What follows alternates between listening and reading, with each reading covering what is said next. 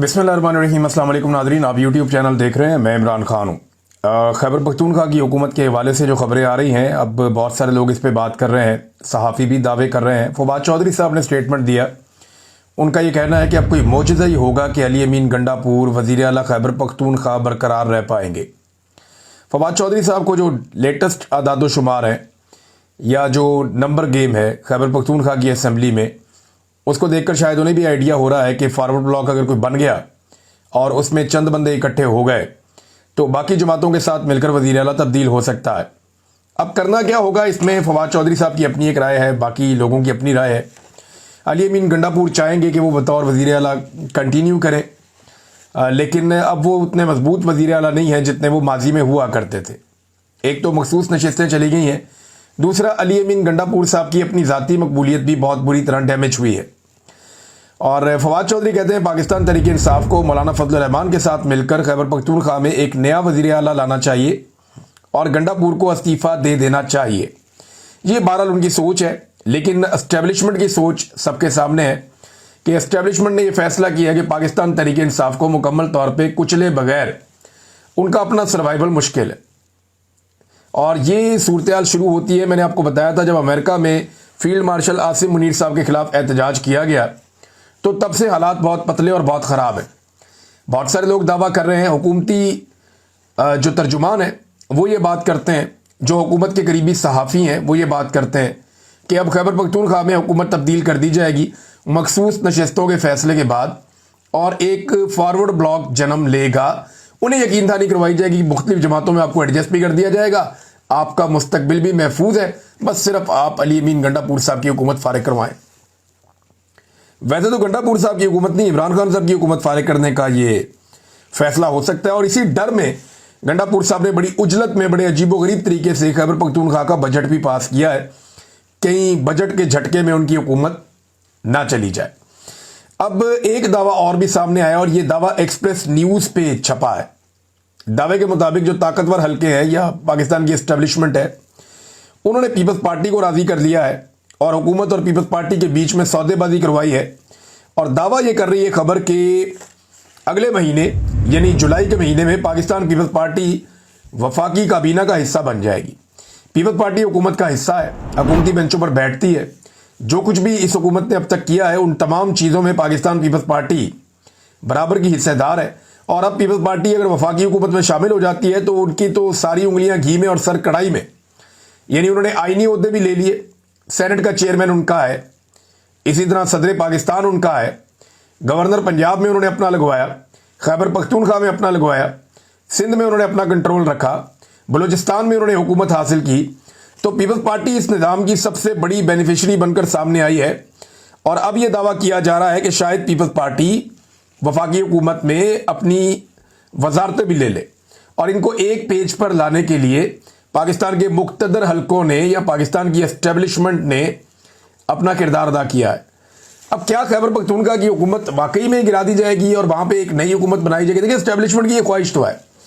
Establishment को India Pakistan मार्के के बाद एक गलतफहमी पैदा हो गई और उन्हें यह लगा कि जो पब्लिक में वो गैर मकबूल थे या पब्लिक उनसे नाराज थी, वो मामला हल हो गया।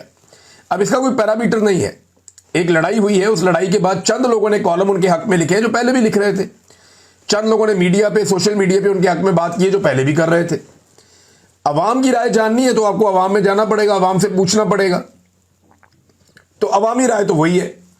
इसका फैसला आप यूं कर सकते हैं कि आप अभी इलेक्शन करवा लें और एस्टेब्लिशमेंट अपनी पॉलिटिकल पार्टी अनाउंस कर देगी, पीएमएल। और अनाउंस क्या करना है, सारे जानते हैं कि पाकिस्तान तहरीक इंसाफ इस वक्त एस्टेब्लिशमेंट के निशाने पर है और बाकी पॉलिटिकल पार्टीज एस्टेब्लिशमेंट की बरहूने मिन्नत है इस वक्त।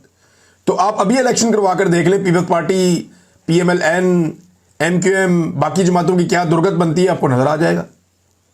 तो अब ये हुकूमत गिराने की जनाब कोशिश की जा रही है। एस्टेब्लिशमेंट को ऐसा लगा कि शायद उन्होंने पब्लिक ओपिनियन अपने हाथों में कर ली है।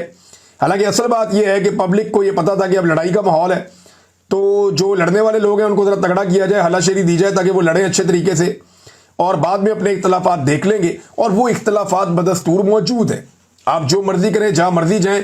पाकिस्तानी अवाम इस वक्त ये जानती है कि पाकिस्तानी मसाइल की जो जड़ है, जो वजह है, वो पाकिस्तान की मिलिट्री एस्टेब्लिशमेंट के गलत फैसले हैं। और ये फैसले जब तक ठीक नहीं होंगे या ये फैसला साजी अपने आप को बाहर नहीं निकालेंगे या पाकिस्तान में जमहूरियत नहीं होगी, आज़ादी धारे राय नहीं होगी, पाकिस्तान के अंदर रूल ऑफ लॉ नहीं होगा, इंसानी हकूक़ की पामालियाँ ख़त्म नहीं होगी, तब तक पाकिस्तान आगे नहीं बढ़ेगा और ये सब जानते हैं। अब नाज़रीन, जब बारिश हुई है तो बारिश के बाद बैड गवर्नेंस की वजह से बहुत सारे लोग जाबहक हुए हैं। पंजाब में भी, पंजाब में कोई सैलाब नहीं आया सच, लेकिन बारिशें हुई हैं और बारिशों की वजह से पंजाब में लोग जाँ बहक हुए हैं, हलाकतें हुई हैं। शाकिर रवान साहब ने एक रिपोर्ट पेश की है और ये रेस्क्यू के आदाद-ओ-शुमार है और जो रेस्क्यू के आदाद-ओ-शुमार है वो ये बताते हैं कि गुज़िश्ता 2 रोज़ में पंजाब में बारिशों के बायस 16 अफराद जाँ बहक हुए हैं जबकि 67 जख्मी हुए हैं। खैबर पख्तूनख्वा में सैलाब आया है, पंजाब में सैलाब नहीं है और खैबर पख्तूनख्वा के सैलाबी रेले में 19 अफराद जाँ बहक हुए हैं जिनमें से 12 लोग वो हैं जो दरियाए सवात में पिकनिक मनाते हुए जाँ बहक हो गए।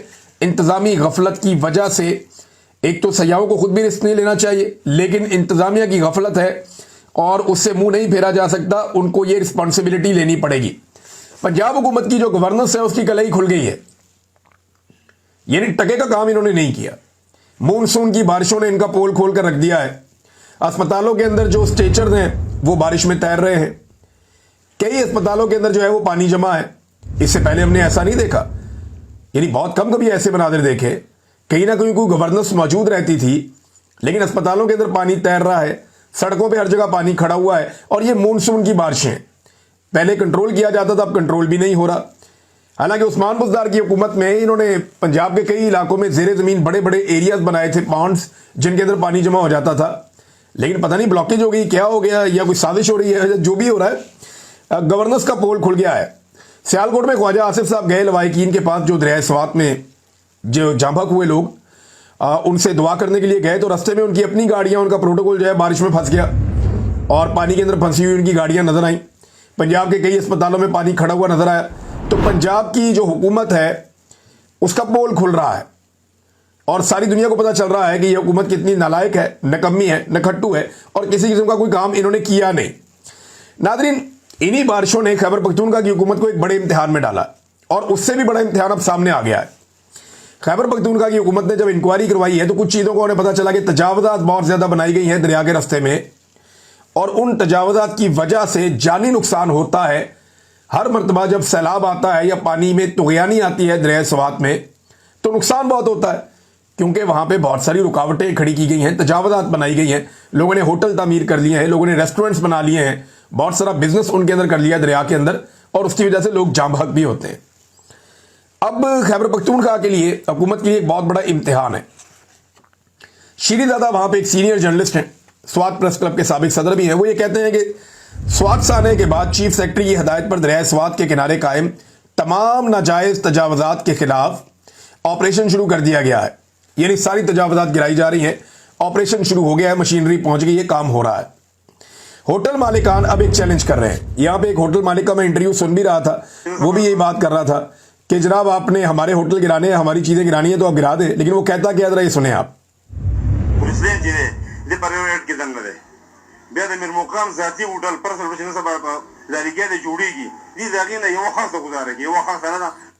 ये पश्तो में बात कर रहे हैं। एक्चुअली वो ये कह रहे हैं कि अमीर मुकाम और गुलाम अली के होटल, गुलाम अली जो है वो साबिक गवर्नर हैं खैबर पख्तूनख्वा के और इनका ताल्लुक जो है वो JUIF से है, फजलुर रहमान साहब की पार्टी के हैं, रिश्तेदार भी हैं शायद फजलुर रहमान साहब के। ये तो हाजी गुलाम अली साहब जो है उनका भी होटल है वहाँ पे दरिया स्वात में और तजावज़ात में है। अमीर मुकाम जो है उनका भी दरिया के ऊपर होटल बना हुआ है। तो उन्होंने कहा जी हमारे होटल तो आप गिरा रहे हैं। ये जो होटल मालिक है वो ये कह रहा है मैं मान जाऊंगा अगर उनके होटल की एक ईंट भी आप हटा दें, ये वो कह रहा है। मैं अब सवात में जो है वो तजावज़ात के खिलाफ जारी ऑपरेशन में मकामी होटल के मालिक ने हुकूमत को एक बड़ा चैलेंज कर दिया और ये एक ने नहीं किया, बहुत सारे लोगों ने किया। शीरज़ादा साहब लिखते हैं कि होटल मालिकान का कहना है कि क्या इंतज़ामिया वफाकी वजीर अमीर मुकाम और साबिक गवर्नर गुलाम अली के होटल पर हाथ डाल सकेगी? वो तो बिल्कुल दरिया सवात के ऊपर है, बिल्कुल करीब है। तो अब ये एक बड़ा इम्तिहान है, क्योंकि इमरान खान साहब ने सारी अपनी पॉलिटिकल लाइफ में एक बात बड़े जोर शोर से की है कि कानून की हुक्मरानी होनी चाहिए और ताकतवर को कानून के नीचे लाना चाहिए। जो छोटे लोग हैं उनके ऊपर कानून जो है वो लागू होता है और जो बड़े लोग हैं वो कानून से बच जाते हैं। यानी कानून मकड़ी का एक ऐसा जाला है कि उसमें छोटे मोटे जानवर फंस जाते हैं और बड़े जानवरों से फाड़ के बाहर निकल आते हैं। तो इमरान खान साहब ने एक मिशन बनाया था कि ताकतवर को मैंने कानून के नीचे लेकर आना है। अगर तो ये छोटे मोटे होटल मालिकान के और जो लोग कमजोर हैं उनकी बिल्डिंग्स अगर गिराई जा सकती हैं और तजावजात हटाई जा सकती हैं, तो क्या हाजी गुलाम अली साहब और अमीर मुकाम साहब उनके होटलों को भी गिराया जा सकता है ताकि दरियाए सवात को तजावजात से पाक किया जा सके और आइंदा किसी हादसे से बचा जा सके। ये गंडापुर साहब का एक बड़ा इम्तिहान है, देखते हैं कि वो इस इम्तिहान में पास होते हैं या नहीं। लोग दावा करते हैं कि उनकी हुकूमत गिर जाएगी, तो उससे पहले उन्हें कुछ तो ऐसा करके जाना चाहिए कि कल को वो कह सकें कि उन्होंने कोई यादगार काम किए थे। नाज़रीन, बिजली की कीमत में 35 रुपए ये कहते जी एक टैक्स आता था, वजीर आज़म ने कहा जी हमने खत्म कर दिया, लेकिन दूसरी जगह डकैती मार दी। इन्होंने 35 रुपए का टैक्स जो ये पीटीवी वाला था ये हम खत्म कर रहे हैं। तो अच्छी बात है, पीटीवी को क्यों पालें लोग? पीटीवी को देखते ही नहीं लोग। जिन लोगों के घरों में मीटर लगे हुए हैं पीटीवी को तो देखते ही कोई नहीं है। शादो नादर कोई शख्स पीटीवी को देखता है, लेकिन पीटीवी को पालने के लिए टैक्स पूरे पाकिस्तान से ये ले रहे हैं और कई दहाइयों से ले रहे हैं। तो वो टैक्स जैसे ही खत्म होता है तो साथ ही जनाब पता चलता है कि जो गैस का मीटर है उसके ऊपर फिक्स्ड चार्जेस लगा दिए गए हैं। ये डिफरेंट खबरें मेरे साथ खुली हुई हैं सामने। जो फिक्स्ड चार्जेस लगाए गए हैं गैस के ऊपर, वो 50% तक उनमें इजाफा कर दिया गया। आप अंदाजा करें, यानी जो 1000 दे रहा था वो 1500 रुपया दे रहा। यहां 35 रुपए कम करके वहां 500 रुपए बढ़ा दिया गया। वहां 50% तक का इजाफा कर दिया गया। यहां पे एक छोटा सा रिलीफ और वहां पे एक बहुत बड़ी डकैती। यह हुकूमत ऐसे वारदातें डालती है, यानी एक जेब आपकी जो है उसको छोड़ती है कि जनाब हम आपकी जेब नहीं काट रहे, और बाकी 4 जेबें आपकी काट लेते हैं। ऐसी तबाही फेरी। इन्होंने पाकिस्तान को तबाह बर्बाद कर दिया और एनर्जी के ऐसे मंसूबे लेकर आए कि 1 यूनिट अगर पाकिस्तानी इस्तेमाल करता है तो पाकिस्तानी 3 यूनिट्स के पैसे देता है। यानी अगर 100 यूनिट इस्तेमाल किए तो आपको 300 यूनिट के पैसे इसलिए देने पड़ेंगे कि इन्होंने घटिया तरीन आईपीपीस के मुआहदे किए हैं। और करने वाला कौन है? नवाज शरीफ, शहबाज शरीफ। इनके दौर के मंसूबे आज भी पूरे पाकिस्तान के गले पड़े हुए हैं। बिजली बनाने की कैपेसिटी ज्यादा है, इस्तेमाल थोड़ा है, और अगर इस्तेमाल नहीं भी करना फिर भी आपने जिसको इस्तेमाल नहीं करना उसके पैसे आपने देने। ये मुआहदे इन्होंने किए हैं पाकिस्तान के अंदर। नाज़रीन, रुपए की कदर भी बहुत तेजी से गिर रही है। इस हवाले से मेरे पास एक खबर है, अभी आप गूगल करके देख ले। ये कोई ग्लिच भी हो सकता है सिस्टम का, लेकिन जो मैं पढ़ रहा हूं ये बड़ा अजीब है। कुछ लोगों ने इसको ट्वीट भी किया और इसको शेयर किया। गुज़िश्ता चंद दिनों में बहुत तेजी से पाकिस्तान में रुपए की कदर गिरी है। डॉलर की प्राइस जो है वो बहुत ज़्यादा हो गई है। इसी तरह जो पाउंड है उसकी प्राइस बहुत ज़्यादा हो गई है। अगर आप आदादो शुमार देखें तो एकदम से ये पिछले 1 हफ्ते में ट्रेंड आया है और पाकिस्तान के अंदर जो है वो इनकी कदर गिरी है रुपए की। यानी 283.49 रुपीज़ का जो है वो अब एक हो गया है डॉलर। ये बहुत महंगा हो गया है डॉलर। और अगर आप चले जाएं पाउंड पे तो पाउंड की कीमत भी इसी तरह बढ़ गई है, वो लगभग 390 रुपए के करीब पहुंच गया है। तो ये मौजूदा हुकूमत ने पाकिस्तान को तोहफा दिया और कहते हैं मीशत ठीक हो रही है। भाई अगर जिस मुल्क की मीशत ठीक हो रही होती है उसके रुपए की कदर बढ़ रही होती है ना, सिंपल फार्मूला है। हमारे रुपए की कदर बढ़ नहीं रही, उस मुल्क में सरमायाकारी आ रही होती है, यहां पे सरमायाकारी आ नहीं रही। ये बार बार हर चंद दिनों के बाद ये हुकूमत दावा करती है कि सरमायाकारी आ रही है, सरमायाकारी आ रही है। तो पाकिस्तान में पहुंचता क्या है? अलबैक का चिकन पहुंच जाता है या छोटे मोटे 1-2 मनसूबे पहुंच जाते हैं। और पाकिस्तान को मिलता क्या है? कौन सी सरमायाकारी है जो ये लोग पाकिस्तान के अंदर लेकर आए हैं? झूठे दावे करते हैं। सहाफी फहद हुसैन साहब जब शहबाज शरीफ साहब के मुशीर थे तो उन्होंने दावा किया था 2022 के सैलाब के बाद के अरबों डॉलर पाकिस्तान में आने वाले हैं। उनमें से भी कुछ खास नहीं मिल सका। बिलावल ने बड़े बड़े दावे किए कि मैंने इतना पैसा प्लज कर दिया, कहां पे वो पैसा? आज तक नहीं आ सका। दावे और वादे तो ये करते हैं अरबों डॉलर की इन्वेस्टमेंट के, और पाकिस्तान में लेकर के आते हैं चाइना का कर्जा, सऊदी अरब का कर्जा, यूएई का कर्जा, आईएमएफ का कर्जा, वर्ल्ड बैंक का कर्जा। ये सिर्फ कर्जा लेकर आते हैं और कर्जों से कभी भी आप तरक्की नहीं कर सकते। कर्जों से आप गुजारा कर सकते हैं, धक्का लगा सकते हैं, कर्जों से आप तरक्की नहीं कर सकते। ये फॉर्मूला ही गलत है। मुजम्मल असलम साहब ने भी कहा जनाब कि ये एंड में पाकिस्तान को मिलता क्या है? अलबैक का चिकन मिल जाता है और कुछ नहीं निकलता। सरमायाकारी नहीं आ रही पाकिस्तान में, कर्जे आ रहे हैं पाकिस्तान में और लगातार हम कर्जे ही ले रहे हैं, उसके अलावा हमने कुछ भी हासिल नहीं किया। नाज़रीन, शहबाज शरीफ ने चौधरी निसार अली खान साहब से मुलाकात की और बड़े अच्छे माहौल में इनकी दोबारा मुलाकात हुई है। 1 साल पहले भी एक मुलाकात हुई थी। 8 साल पहले अलहदगी हो गई थी चौधरी निसार अली खान की पार्टी से, और वजह उस वक्त क्या थी मैं आपको याद दिला दूं। निसार अली खान साहब कहते थे शरीफ खानदान अपने बच्चों को लॉन्च करके हमारे साथ ज्यादती कर रहे हैं, हम इनके बच्चों की गुलामी नहीं करेंगे। नवाज शरीफ अपनी बेटी लॉन्च कर रहा है, शहबाज शरीफ अपना बेटा लॉन्च कर रहा है। तो हम लोग है ना सियासतदान, 35-35 साल से यहां जूतियां घिस गई हैं हमारी इन जमातों में। तो इस बात पे इख्तलाफ हुआ था कि इनके बच्चों की चाकरी हमसे नहीं होती। लेकिन अब निसार अली खान साहब मुलाकातें कर रहे हैं। अगर निसार अली खान साहब दोबारा PMLN में शमूलियत इख्तियार करते हैं तो उनको शरीफों की जो आने वाली पीढ़ी है उसके सामने सरेंडर करना होगा और उनके सामने हाथ बांधकर खड़े होना होगा, जैसे वो शरीफ खानदान के साथ खड़े हुए थे। देखते हैं कि वो अपना मौक़िफ़ बदलते हैं या अपने पुराने मौक़िफ़ के ऊपर डटे रहते हैं कि मैं आप लोगों की तो मैंने कर दी, आपके बच्चों की चाकरी मैं नहीं करूंगा। देखना यह है कि निसार अली खान साहब अपने उस मौक़िफ़ पे कायम रह पाते या कायम नहीं रह पाते। नाज़रीन, नेतन्याहू के खिलाफ बहुत बड़ा मुजाहरा हुआ और ये मुजाहरा नेतन्याहू के खिलाफ हुआ तिल अल-बैब में। इससे पहले कुछ मनाज़िर दिखाए गए थे, सोशल मीडिया पर डाले गए थे कि नेतन्याहू ने सेलिब्रेशन किए हैं, लोगों के अंदर आया, वहाँ पे कुछ इसराइली इकट्ठे थे, उन्होंने बड़ा अप्रिशिएट किया, लेकिन वो तादाद बहुत कम थी, लोगों की महदूद तादाद थी और ऐसा लग रहा था कि वो एक स्टेज किस्म का सारा प्रोग्राम है, पहले से तय किया हुआ है। लेकिन अभी लोग बहुत बड़ी तादाद में निकले तिल अल-बैब में और वो नेतन्याहू को रिस्पॉन्सिबल समझते हैं अपनी तबाही के लिए और जो कुछ भी हुआ उस सारे के लिए। तो नेतन्याहू के खिलाफ एक बड़ा प्रोटेस्ट हो रहा है। इसके ऊपर जो है वो करप्शन के मुकदमात भी हैं और अमेरिका के सदर डोनाल्ड ट्रंप ने यह भी कहा है कि हम इसराइल की इमदाद बंद कर देंगे अगर नेतन्याहू को सजा दी गई तो नेतन्याहू को वो कह रहे हैं जी माफ़ी दे दें। अंदाज़ा करें आप कैसी टका के सीधी सीधी सपोर्ट आ रही है अमेरिका से कि भाई ये बंदा हमें पसंद है, इस बंदे के केस माफ़ कर दो, इसकी करप्शन की हुई है तो छोड़ दो इसको इसके बावजूद, और अगर आपने इसको ना छोड़ा तो हम आपकी इमदाद बंद कर देंगे। डोनाल्ड ट्रंप बहुत स्ट्रेट अवे आ गए हैं, बड़ी स्ट्रेट उन्होंने बात की है। ईरान ने नाज़रीन एक पंगा डाल दिया और ये बड़ा पंगा है। ईरान ने IAEA को मुआयना कराने से इनकार कर दिया। ये एक एटमी एजेंसी जो ये देखती है कि एटमी तनसीबात के हवाले से ये अपनी रिपोर्ट जमा करवाती है कि कोई मुल्क एटम बम बना रहा है या नहीं बना रहा, तो ये चेक करते रहते हैं, मुआयना करते रहते हैं। ईरान ने पहले मुआयने कराए भी हैं, ईरान बहुत ज़्यादा कोऑपरेट करता था, लेकिन इसराइल और अमेरिका के हमलों के रद्द-ए-अमल के तौर पे ईरान के अंदर ये सोच डेवलप हुई और फिर उनकी पार्लियामेंट ने ये फैसला भी कर लिया कि अब हम कोऑपरेट नहीं करेंगे इस मामले में। लिहाजा रद्द-ए-अमल के तौर पे उन्होंने कहा जी हम IAEA को मुआयना नहीं करवाएंगे। इस पर अमेरिका ने भी वार्निंग जारी कर दी है और वो ईरान को कह रहे हैं कि आप मुआयना करवाएं, आपको ये करवाना चाहिए। दूसरी तरफ ईरान ने जिन जिन साइट्स के ऊपर अमेरिका ने और इसराइल ने हमला किया था वहां पे दोबारा से तामीर नौ का काम शुरू कर दिया है, जो नुकसान हो गया उसको ठीक कर दिया है। जबकि IAEA के मुताबिक वो ये कह रहे हैं कि ईरान के पास ये सलाहियत अभी भी मौजूद है कि वो चंद महीनों में यूरेनियम को एटमी धमाके के काबिल बना सकता है। यानी यूरेनियम को अफसूदा किया जाता है या उसकी एनरिचमेंट की जाती है, या सादा अल्फाज में कहेंगे यूरेनियम को तगड़ा करते हैं।